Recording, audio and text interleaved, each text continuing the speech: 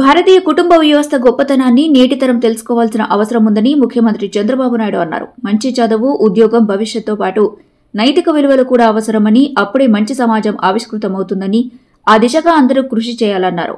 తనను సచివాలయంలో సోమవారం కలిసిన ప్రభుత్వ సలహాదారు చాగంటి కోటేశ్వరరావును విద్యార్థులు, యువతలో నైతిక విలువలు పెంచేందుకు ప్రయత్నించాలని ఈ సందర్భంగా ముఖ్యమంత్రి చంద్రబాబు సూచించారు. నైతిక విలువలు పెంచేందుకు ప్రత్యేక కార్యక్రమాలు చేపట్టాలని చాగంటిని కోరారు.